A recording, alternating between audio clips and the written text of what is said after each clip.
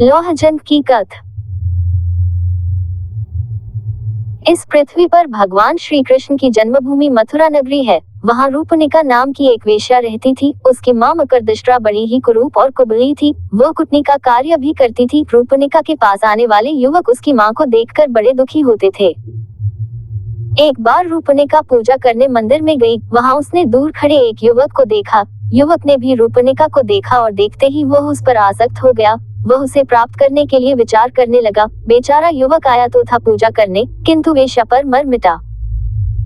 रूपनिका की मन स्थिति भी इसी प्रकार की हो गई थी। वह भी पूजा करने आई थी, किंतु युवक पर मोहित हो गई। उसने अपने साथ आई सेविका से कहा, देखो वह सामने एक युवक खड़ा है, जाकर उसे कहो कि आज रात्रि वह मेरे घर पर पधारे।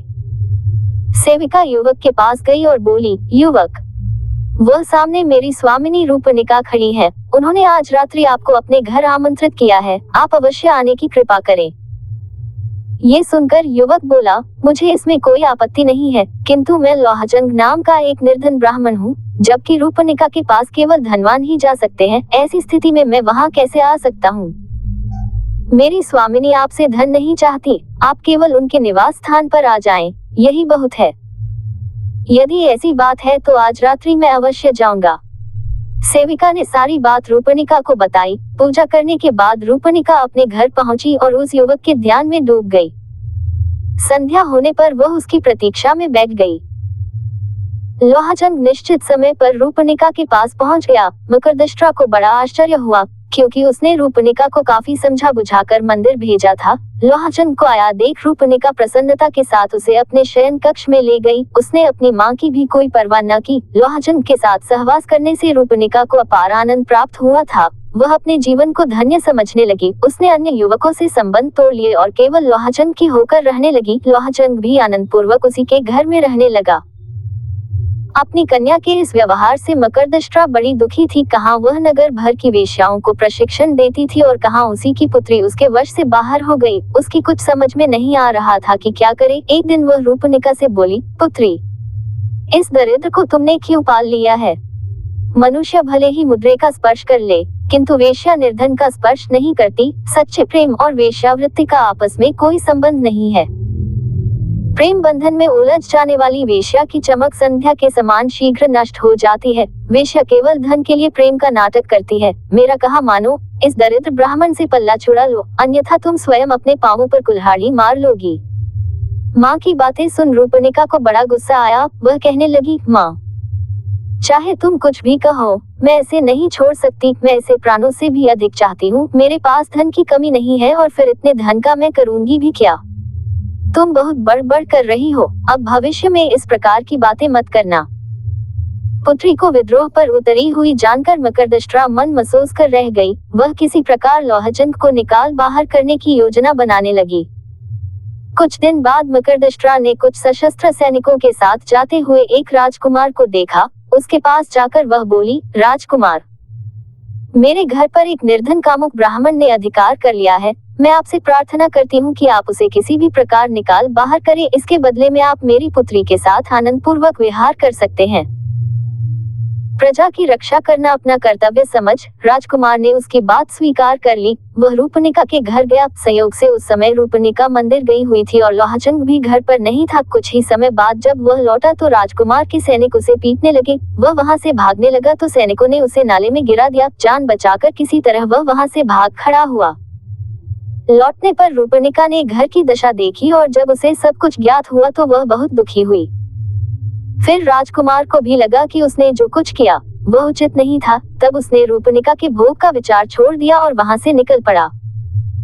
लोहजंग समझ गया कि यह सब मकरदष्टा की करतूत है। उसे उस पर भारी क्रोध आ रहा था, किंतु वह विवश था, इसलिए वह किसी तीर्थ में जाकर आत्मघात करने का विचार करने लगा। तपती दोपहरी में वह आगे बढ़ रहा था। मकरदष्टा के व्यवहार से दुखी तो वह था ही, ऊपर से भयंकर गर्मी में चलना भी कठिन हो गया। तब इधर उधर छाया की खोज करने लगा, जिसका वहां नाम भी न था। तभी उसे एक मरे हाथी की खाल दिखाई दी, जिसका मांस गीदड़ों ने खा लिया था, किंतु चमड़े को वे नहीं खा पाए थे। उस खाल के पास जाकर लोहजंग उसके अंदर देखने लगा। उसमें मांस या रक्त का नाम भी न था। वह उसके अंदर जाकर बैठकर आराम करने लगा। छाया मिलते ही गर्मी में थके हारे लोहजंग को तत्काल नींद आ गई। लोहजन को कुछ भी सुध न थी। उसे यह मालूम न हो सका कि कब भयंकर वर्षा हुई और कब क्या हुआ। वर्षा में नदियों से बहता हुआ वह उसी खाल के साथ समुद्र में जा पहुंचा। समुद्र में वह खाल के साथ ऊपर नीचे हो रहा था तो एक गरुड़ ने उसे देख लिया। उसे मांस का पिंड समझकर गरुड़ झपटकर उसे एक टापू पर ले गया। वहां उसने हाथी की खाल को उधेड़ डाला, किंतु उसमें मांस का तो नाम भी न था, अपितु अंदर एक जीवित मनुष्य बैठा था। तब उसे वहीं छोड़कर गरुड़ उड़ गया। नींद खुलने पर खाल में बने छेदों से लोहाजंग ने बाहर देखा तो उसकी कुछ भी समझ में नहीं आया। उसे ये सब स्वप्न के समान लग रहा था। सहसा उसकी दृष्टि समुद्र तट पर खड़े दो राक्षसों पर पड़ी, जो भयभीत होकर उसे देख रहे थे। उन भयानक राक्षसों को देखकर लोहाजंग भी डर गया। भगवान राम के लंका पर आक्रमण और हनुमान के लंका दहन की घटनाओं से वे राक्षस परिचित ही थे, अतः पुनः एक मनुष्य के लंका आ पहुंचने से वे बड़े डरे हुए थे। उन्होंने इस घटना के विषय में राजा विभीषण को सूचित किया। राम की घटना से विभीषण जानता था कि मनुष्य जाति बड़ी प्रभावशाली है। द्वीप में मनुष्य के आगमन के समाचार से वह बड़ा चिंतित हुआ और उसने अपने दूतों को आदेश दिया, जाओ, समुद्र तट पर आए हुए उस मानव को आदर सहित यहाँ ले आओ। भयभीत दूत ने डरते डरते लोहजंग को विभीषण का आदेश सुनाया। लोहजंग ने ध्यान से उसकी बात सुनी और फिर उसके साथ चल पड़ा। लंका की शोभा देखकर लोहजंग को बड़ा आश्चर्य हुआ। सोने की लंका जगमगा रही थी। दूत के साथ लोहजंग विभीषण की सभा में पहुंचा, जहां उसने विभीषण को देखा। विभीषण ने ब्राह्मण समझकर लोहजंग का समुचित सत्कार किया और उसका परिचय जानने के लिए पूछा, ब्राह्मण देवता, आप कौन हैं? आपका यहाँ आगमन कैसे हुआ? लोहजंग सरासर झूठ बोल गया, मैं मथुरा निवासी एक कुलीन ब्राह्मण हूँ। अपनी दरिद्रता से दुखी होकर मैंने निराहार रहकर भगवान विष्णु की तपस्या की। तब भगवान ने स्वप्न में दर्शन देकर मुझसे कहा, पुत्र, तुम लंका नरेश विभीषण के पास जाओ, वह मेरा परम भक्त है, वह तुम्हें मुंह मांगा धन देगा। मैंने भगवान से कहा, मैं विभीषण के पास पहुंचूंगा कैसे? कहा राजा विभीषण, कहा मैं? तुम शीघ्र जाओ, तुम्हारी भेंट विभीषण से होगी, भगवान बोले। इसके बाद जब मेरी नींद खुली तो मैंने स्वयं को इस द्वीप पर पाया, इससे अधिक मुझे कुछ मालूम नहीं है। विभीषण समझता था कि कोई साधारण व्यक्ति वहां नहीं पहुंच सकता, अतः उसने लोहजंग को कोई महान ब्राह्मण समझकर उसकी बातों पर विश्वास कर लिया। उसने लोहजंग से कहा, मैं आपकी मनोकामना अवश्य पूर्ण करूंगा। विभीषण ने उसके रहने की सुंदर व्यवस्था कर दी। लोहजंग सुखपूर्वक लंका में रहने लगा। विभीषण ने पहले ही गरुड़ लोहजंग को देते हुए कहा, आप इस पर सवारी करेंगे, अतः इसे आप अपने वश में करें, इसी पर बैठकर आप वापस मथुरा जाएंगे। विभीषण का अतिथि बना हुआ लोहजंग गरुड़ पर बैठने और उसे उड़ाने का अभ्यास करने लगा। एक बार लोहजंग ने विभीषण से पूछा, महाराज, लंका की यह भूमि काष्ठ की बनी हुई क्यों दिखाई देती है? विभीषण बोला, यह एक लंबी कहानी है, क्या आप इसे सुनना चाहेंगे? अवश्य महाराज, लोहजंग ने कहा। अच्छा सुनो, कहकर विभीषण कथा सुनाने लगा। प्राचीन काल में कश्यप के पुत्र गरुड़ ने अपनी मां विंता को नागों की दास्ता से मुक्त कराने की प्रतिज्ञा की। इसके लिए एक उपाय नागों को अमृत कलश लाकर देना भी था। इसके लिए सर्वशक्तिमान बनना आवश्यक था, अतः गरुड़ अपने पिता के पास गया। सर्वशक्तिमान बनने के लिए गरुड़ ने पिता कश्यप से प्रार्थना की तो वह बोले, समुद्र में एक कछुआ और एक हाथी जैसे विशाल जीवों को खाने से तुम्हारा शाप छूट जाएगा। गरुड़ तुरंत समुद्र में पहुंचा। उसने उक्त दोनों जीवों को पकड़ लिया और उन्हें खाने के लिए कल्पवृक्ष की डाल पर जा बैठा, किंतु उसके भार से डाल टूटकर पृथ्वी पर गिर पड़ी। वहीं नीचे बालखिल्य ऋषि तप कर रहे थे, कहीं वह डाल उन पर न जा गिरे। इस भय से गरुड़ ने उसे बीच में ही पकड़ लिया और उसे उठाकर यहाँ समुद्र के तट पर रख दिया। ये लंका कल्पवृक्ष की उसी डाल पर बसी हुई है, इसीलिए ये काष्ठ की बनी हुई दिखाई दे रही है। इस कथा को सुन लोहजंग को बड़ा आश्चर्य हुआ। कुछ दिनों में उसे गरुड़ की सवारी का अभ्यास हो गया। तब विभीषण ने उसे पर्याप्त धन और मूल्यवान रत्न दिए तथा मथुरा के स्वामी के लिए शंख, चक्र, गदा और पद्म भेजे। इस सभी चीजों को लेकर लोहजंग गरुड़ पर बैठकर मथुरा की ओर उड़ चला। कुछ ही समय में वह मथुरा पहुंच गया। मथुरा में लोहजंग ने गरुड़ को एक बौद्ध विहार में उतारा। विभीषण से मिले धन को पृथ्वी में गाड़ दिया तथा गरुड़ को एक खूंटी से बांध दिया। इसके बाद एक रत्न को उसने बाजार में बेच दिया तथा अपनी दैनिक आवश्यकता की वस्तुएं तथा श्रृंगार सामग्री खरीद ली। बौद्ध विहार में लौटकर उसने स्नान, भोजन आदि किया तथा अपने वाहन पक्षी को भी भोजन कराया। फिर वह सुंदर वस्त्र पहनकर सज संवर कर तैयार हो गया। सायंकाल में वह गरुड़ पर बैठकर रूपनिका की छत पर जा पहुंचा।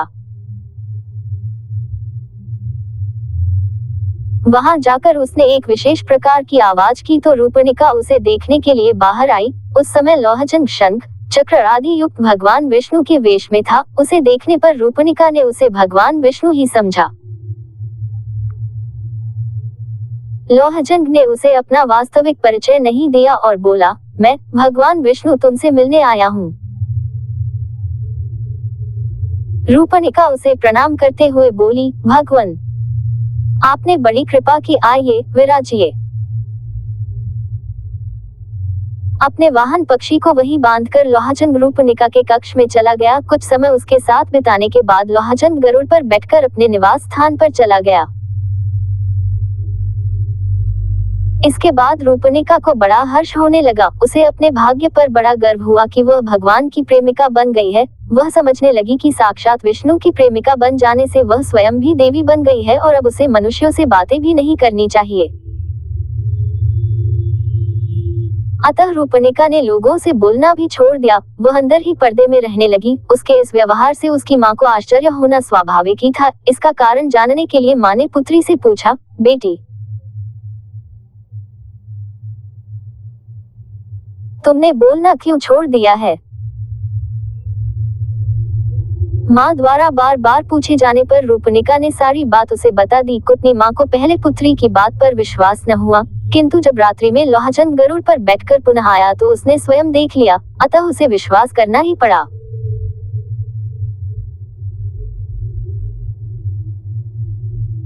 दूसरी प्रातः कुटनी पर्दे की ओर से पुत्री से बोली, बेटी तू तो भगवान की कृपा से देवी बन गई है। मैं तेरी माँ हूँ, मेरा जीवन भी सफल कर दे।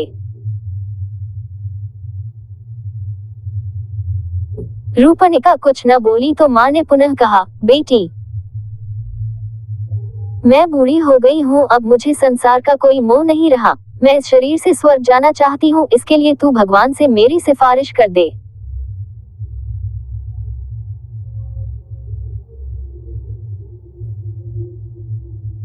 रात्रि में लोहजंग के आने पर मकरदष्टा ने उससे भी इसी प्रकार की प्रार्थना की। इस पर लोहजंग रूपनिका से बोला, तुम जानती हो तुम्हारी माँ पापी है, उसका इस शरीर से स्वर्ग जाना संभव नहीं है। एकादशी को स्वर्ग द्वार खुलने पर पहले शिव के गण वहां प्रवेश करते हैं। यदि तुम्हारी माँ शिव के गणों का वेश बना ले तो हो सकता है कि उसे भी प्रवेश मिल जाए।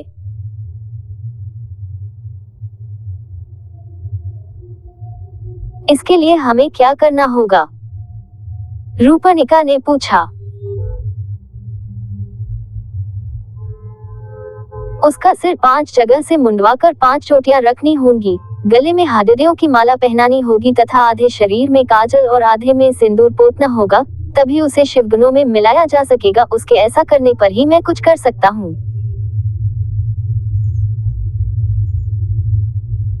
ये सब बताने के बाद लोहजंग ने रूपनिका के साथ विहार किया, फिर लौट गया।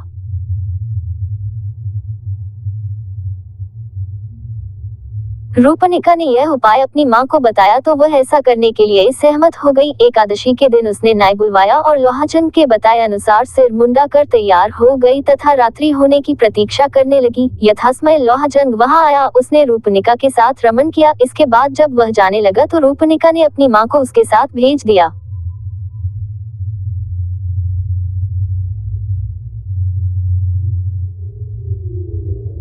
कुटनी को गरुड़ पर बैठाकर लोहजंग उड़ चला। मार्ग में एक मंदिर के पास चक्र के चिन्ह वाले पत्थरों के कुछ खंभों को देखा तो कुटनी को एक खंभे पर बिठा दिया और उसे कहा, मैं शिव के गणों के पास जाता हूँ और तुम्हें स्वर्ग में प्रवेश दिलाने का प्रयत्न करता हूँ, तब तक तुम मेरी यही प्रतीक्षा करो।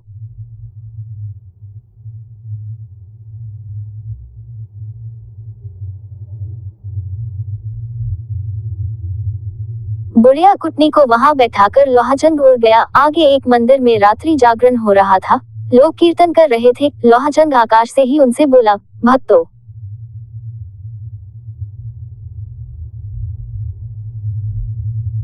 आज तुम पर महाविनाशक महामारी गिरने की संभावना है। उससे बचने का केवल एक ही उपाय है कि सब मिलकर भगवान का भजन करो। इसके बाद वह पुनः आगे बढ़ गया। आकाशवाणी सुनकर भक्त जोर जोर से कीर्तन करने लगे।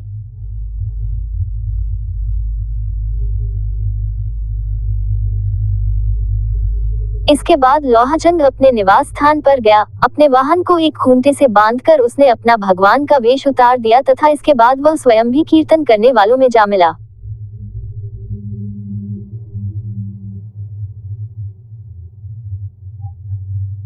खंभे पर बैठी हुई कुटनी थक गई थी। वह मन ही मन विचार करने लगी कि आखिर भगवान क्यों नहीं आए। थकने से वह कभी भी नीचे गिर सकती थी, अतः वह चिल्लाने लगी, अरे अरे, मैं गिर रही हूँ, मुझे बचाओ। Pipe coat.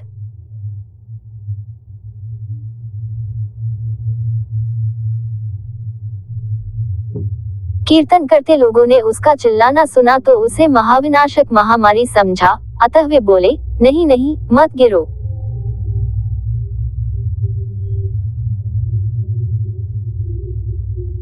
महामारी न गिर पड़े, इस भय से मथुरा के लोग सारी रात भयभीत बने रहे। प्रातःकाल राजा और प्रजा सभी ने उस खंभे पर कुटनी को बैठा पाया तो उन्हें बड़ा आश्चर्य हुआ। उसे पहचानकर लोग अपनी हंसी रोक न पाए।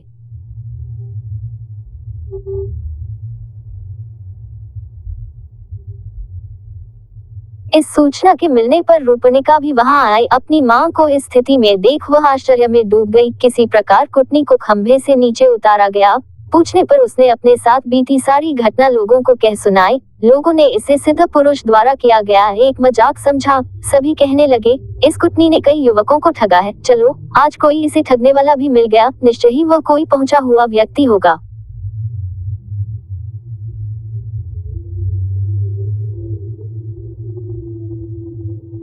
इस घटना से राजा का भी अच्छा मनोविनोद हुआ, अतः उसने घोषणा कर दी कि इस कुटनी को दंड देने वाला हमारे सामने आ जाए, उसे सम्मानित किया जाएगा। घोषणा होने पर लोहाचंद राजा के सामने आ गया। उसने विभीषण द्वारा दिए शंख, चक्र आदि उपहार भी राजा को सौंप दिए।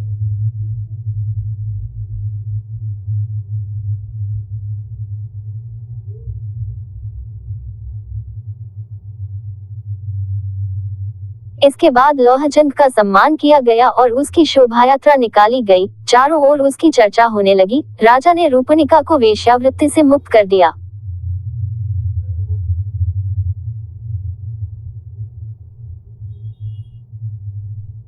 लोहाचंद ने कुटनी से अपने अपमान का बदला ले लिया और फिर वह सुखी एवं समृद्ध जीवन बिताने लगा।